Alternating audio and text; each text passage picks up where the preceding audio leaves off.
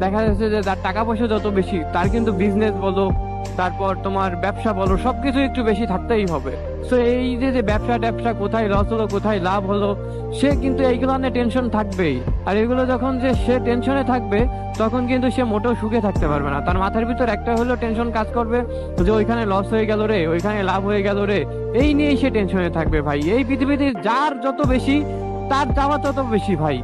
এই কারণে ভাই, তোমার টাকা পয়সা জীবনে বেঁচে থাকতে হলে প্রয়োজন হবেই। টাকা পয়সা ছাড়া তুমি জীবনে সুখী হইতে পারবে না। হ্যাঁ, তোমার সুখী হইতে হলে টাকা পয়সা প্রয়োজন। টাকা হলে তুমি যেখানে সেখানে যা ইচ্ছা তাই করতে পারবা। সো ভাই, সুখের সাথে টাকার অঙ্কের মিল অনেক বেশি, অনেক বেশি। তোমার সুখ যত বেশি, তোমার টাকার অঙ্কর পরিমাণও তত বেশি। তাই জীবনে বেঁচে থাকতে হলে, সুখী হইতে হলে টাকা পয়সা ইনকাম করতে হবে, and অনেক টাকার মালিকও হইতে হবে। আবার অনেকে দেখা যাচ্ছে যাদের চাহিদা খুব কম, তারা অল্প টাকা ইনকাম করেও অনেক ভালো থাকে। তাই ভাই, টাকা পয়সার সাথে সুখের অনেক মিল আছে।